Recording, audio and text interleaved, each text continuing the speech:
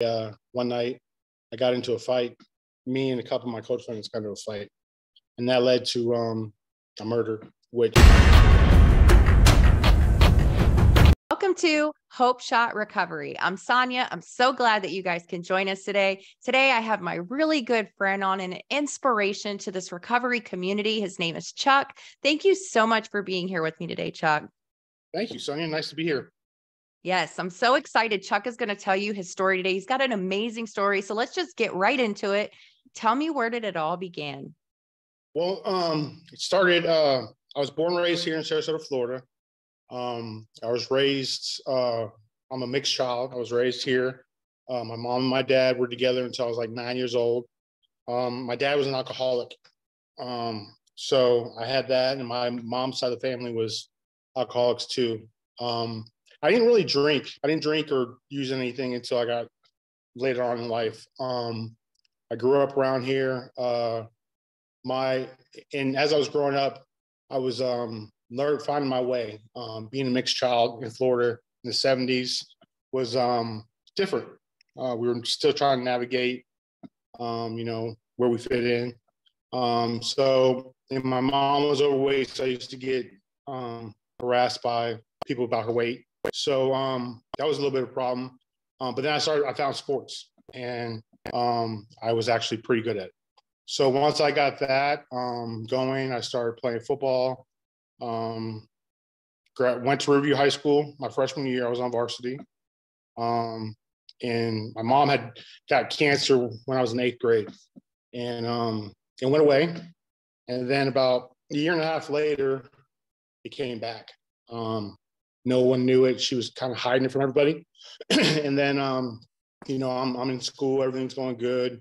I had a rough growing up, kind of just because my dad was in and out. He was an alcoholic. So my dad, he didn't know because he didn't know. He just grew up in an era where, drinking, going to work he didn't have a father, so he wasn't taught how to be a father. So, for a long time, I held resentment against him. But as I got older and worked through my own stuff, I realized that he didn't do anything to me. It was just, the situation. So, but anyways, so my mom, going into my junior year, she got real sick around April, and she doesn't usually not go to work. So one day one Saturday she didn't go to work. So I knew something was up. So she went to the hospital, and she told me that the cancer had come back. She didn't want anybody to know. And she was in the hospital for about a week, and then she passed away on Mother's Day when I was 17. So that just threw everything. My whole world just got turned upside down, because basically I was I was single. My mom was a single mom. My dad was in the house, but not in the house. He was out of the house. He was just, like I said, he was just doing what he could do. He was lost. So the whole time I was in high school, my freshman, sophomore year, I didn't drink. I was the jock. So when my mom passed away, I started hanging out a little bit more, and that's when I started drinking.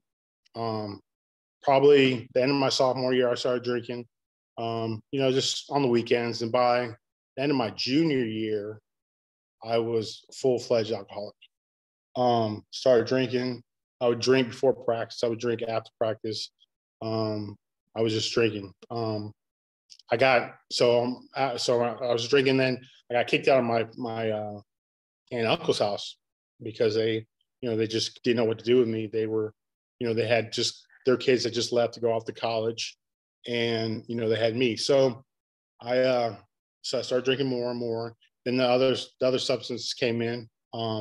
Started with marijuana, and then cocaine, then ecstasy, and then whatever came along. So I was just whatever came, but it always started with that drink. So fast forward, I get kicked off the team my senior year, and I go from being a jock to a raver within 2 months. So I hit the rave scene hard. I started selling drugs, and I started getting arrested like every other week for like petty stuff, disorderly conduct, driving without a license, stuff like that. So then I decided that change the location. go out to Colorado. I had a friend that was living out in Colorado, and he had, been flying back and forth since he was 3, and he had some issues down here. So he went up there and lived with his dad. So I was like, yeah, I can, go out there. So I left here, and I had a misdemeanor down here. I left, went up there, and I was there for a while. Everything was going all right, still trying to figure it out.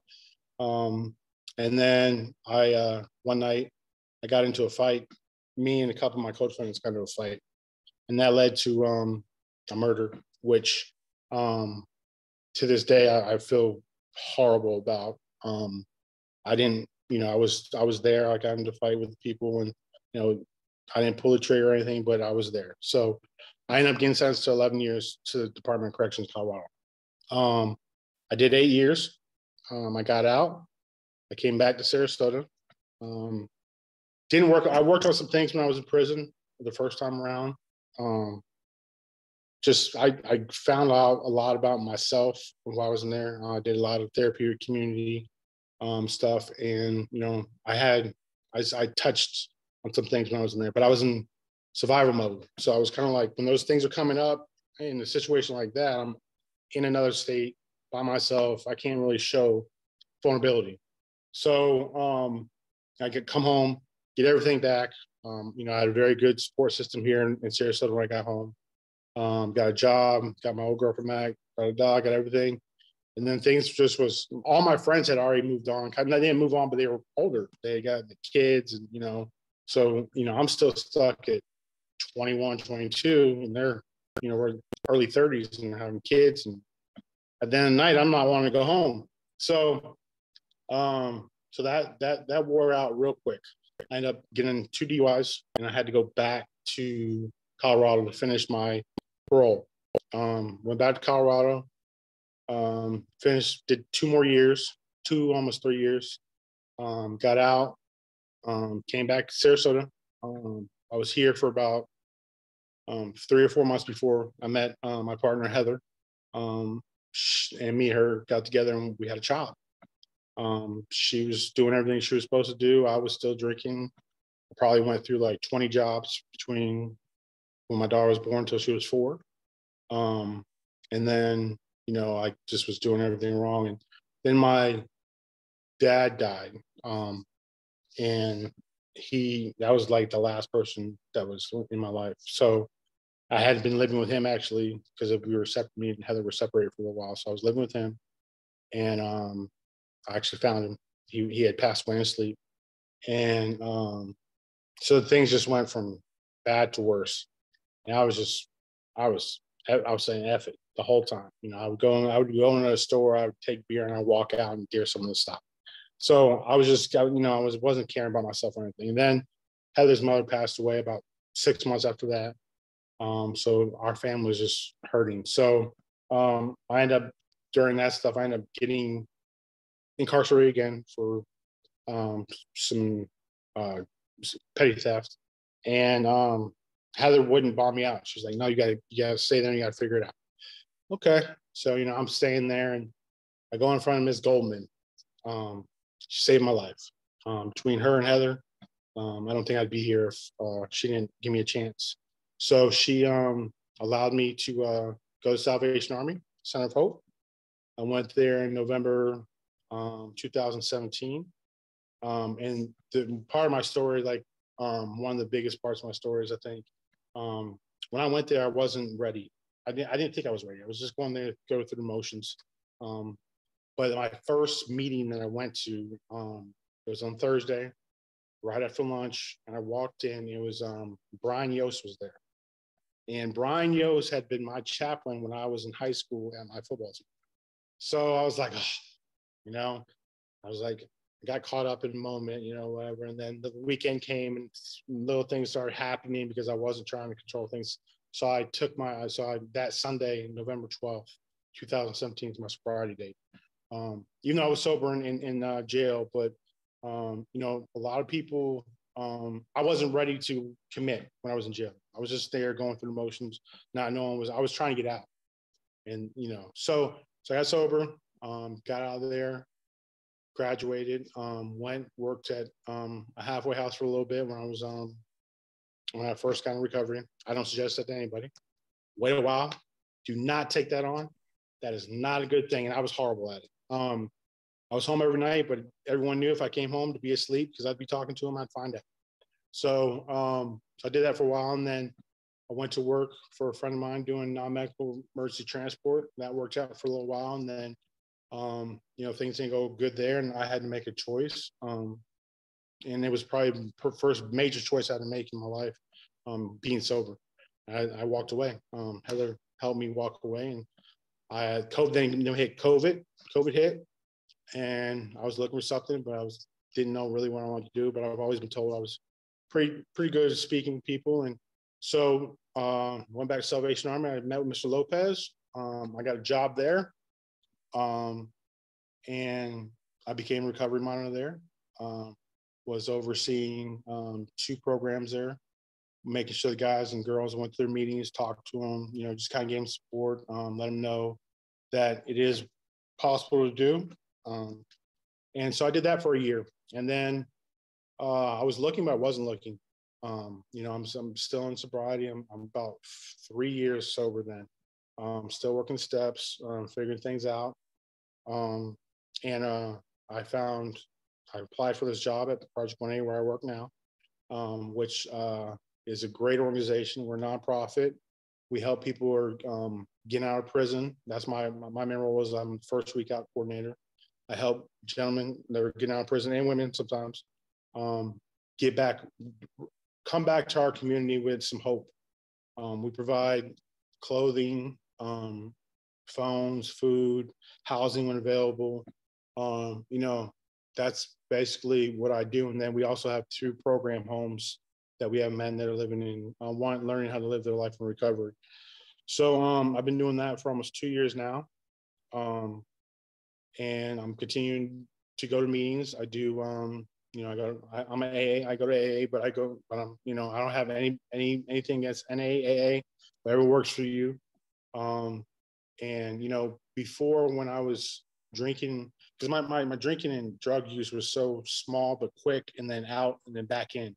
But it was intense because, I went from having a mother to not having a mother. My dad was still alive, but he wasn't around. He didn't know how to deal with life. Life was like, he was doing the best he could, but he didn't know how to navigate things. And, I've learned over these years that you have to, sometimes it's hard to understand where people are at. You have to meet them where they're at. And sometimes, we look at someone and we look at a situation where they can't believe that happened. Well, they can't believe some of the stuff that you got away with, So it's, this life of sobriety, I love, passionate about it. And I like to, spread the word whenever I can. So that's basically, in a nutshell, what happened. What it was like, when I was, like I said, I went from a jock to a raver within 2 years. And, the whole time that I was doing that, going through that, I met people, I met friends, and, a lot of people. I burned bridges, and I had to earn my respect once I got back out of Salvation Army. And some of them are back, some of them not, some of them are, but I can only, do what I can do, and that's stay focused. So yeah, that's awesome. Thank you yeah. so much for telling your story. There's so much hope in that. I've actually known Chuck for a few years now, and I did not know that you did that long in prison. So let me ask you one thing for final thoughts, right? Because I really believe that these videos are going to touch the person that needs to see it. So what would you say to somebody who's maybe fresh out of prison or fresh in their recovery journey? What suggestion or advice or encouragement could you give to them? I think the biggest thing for anybody getting out of prison or just starting something new is take it easy. Baby steps. And we all want to get out, and you get home, you want to have the car, you want to have the clothes, you want to have the partner, you want to have the house. Those things will be there. You've had those, and you lost them. That was what I did the first time. I got, take it easy. You're going to have things. You're going to have time for things. I think, what we do, and it's not just alcoholics, addicts, everyone. We're American. We're taught that we need things to have wealth, to have worth, and in the rooms, and you find your worth in these rooms, in the books and the literature, exploring yourself, and you can find so much more than you do at a job that you hate, but you're getting paid well. But then what? You have all the money, you have a car, but you have nothing solid. So easy does it, I believe, is the best way to frame that.